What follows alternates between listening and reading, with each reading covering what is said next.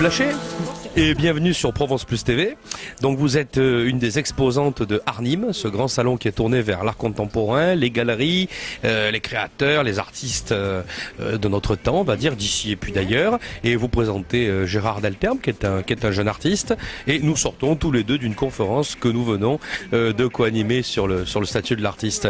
C'est quoi être galeriste aujourd'hui à Paris, puisque vous êtes à Paris, mais être galeriste aujourd'hui, c'est quoi? Dans le cadre des 3 gros livres qu'on va monter tout à l'heure à nos téléspectateurs, c'est quoi être artiste aujourd'hui et galeriste? Alors être artiste aujourd'hui, c'est un petit peu être un chef d'orchestre qui doit mener à la fois sa création, sa communication, développer son réseau, etc. Les taper aux portes de galeries, mais ça c'est pas forcément évident, et à la fois essayer de se faire connaître. Donc ça c'est extrêmement important.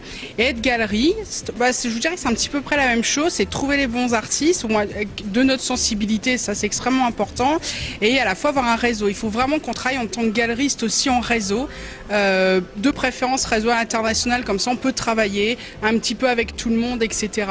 Et donc ça c'est vrai que c'est un travail de longue haleine, et c'est alors à la fois un travail de chasseur parce qu'il faut trouver l'artiste, et donc ça on aime bien un petit peu chasser, aller dénicher quelqu'un, et un travail de réseau principalement.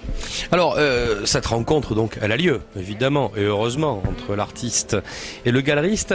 Est-ce qu'on craint pas aujourd'hui, de ce qu'on a entendu tout à l'heure, qu'il y ait énormément d'artistes qui frappent un peu à la porte de la galeriste, pas vous, du galeriste en général, et cette porte ne s'ouvre jamais? Ça c'est une possibilité, c'est vrai qu'il y a certaines règles, je vous dirais quand même à suivre. Par exemple, c'est tout ce travail en amont qui est extrêmement important. Par exemple, moi j'ai une ligne qui est à suivre. C'est sûr que demain matin, si j'ai un sculpteur qui vient, la porte ne s'ouvrira pas. Donc je pense qu'effectivement l'artiste doit aussi faire ce travail, de dire voilà, telle galerie fait tel travail, telle exposition, donc ils montent tel artiste, il faut aller au vernissage, il faut se montrer. Les chances d'avoir une porte ouverte va être beaucoup plus importante finalement si l'artiste va au vernissage, rencontre le galeriste, a des échanges relativement informels au départ, et ça va être beaucoup plus facile. Moi il faut savoir que je reçois 50 dossiers par jour, donc autant vous dire que je réponds pas à tout. Par contre il faut dire aussi que quand j'adore, c'est répondu dans l'heure. Alors justement, on va montrer un peu vos dernières créations. Vous avez participé à la construction de ces livres, principalement d'ailleurs ou exposés en Europe et ou exposés en France. Voilà, je les montre à nos téléspectateurs, aux éditions Le Livre d'Art, en un mot, mode d'emploi. Alors aujourd'hui, je pense à un artiste français, je pense qu'il se trouve dans une ville moyenne, entre guillemets, de province. Aller à l'international pour cet artiste-là, comment on s'organise? Il y a des risques, comment on les borde, comment on prend contact, on parle pas forcément la langue. Qu'est-ce que vous en pensez? Moi j'en pense que déjà il y a quelque chose de merveilleux, on habite en France, on est en Union Européenne. L'Union Européenne c'est quand même 27 pays en libre circulation des biens et des personnes. Donc déjà ça permet d'éviter tous les problèmes liés à la douane, éventuellement à la fiscalité, etc. Donc déjà peut-être aborder les pays de l'Union Européenne, voir ce qui s'y passe. Donc dans le guide on a référencé effectivement les pays de l'Union Européenne, on les a classés par type de manifestation, donc il est possible effectivement de chercher par un texte thématique, etc. Donc un sculpteur va aller chercher la sculpture, on va voir ce qui se passe.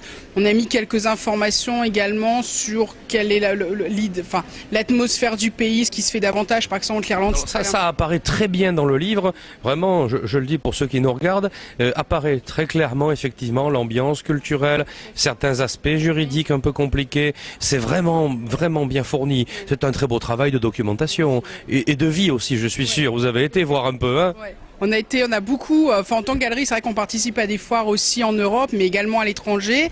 Et c'est vrai qu'il existe aussi des manifestations extrêmement intéressantes pour les artistes.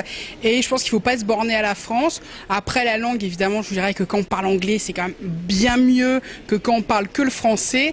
Maintenant, peut-être pas se bloquer. Il y a la Belgique, on parle quand même français, etc. Donc peut-être pas se bloquer. Être aidé par des amis. Vous avez des amis artistes qui parlent anglais, espagnol, italien.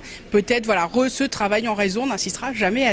Voilà. Allez, un dernier mot sur le Arnhem, puisqu'on y est. Donc c'est un salon, Arnhem, comme son nom l'indique. On est entre Aix-en-Provence et Montpellier au sens large. Quelle rencontre un peu sympathique on va y faire?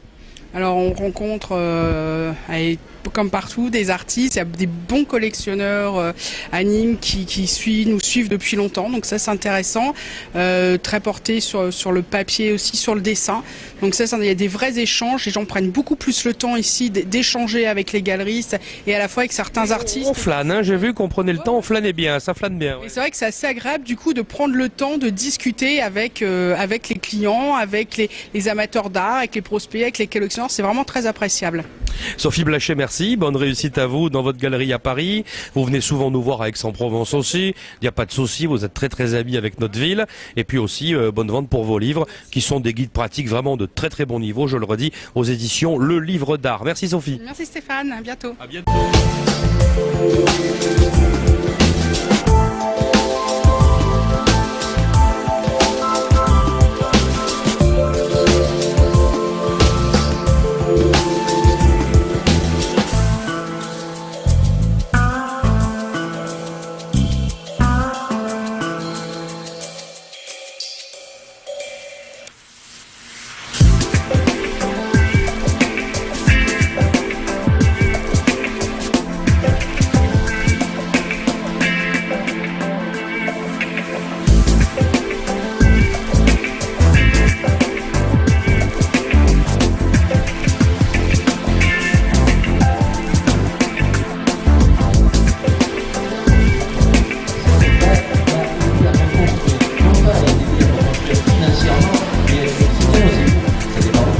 Voilà, donc c'est encore notre territoire entre guillemets exposé à Paris pour entre guillemets aussi pouvoir s'en sortir et vendre son travail.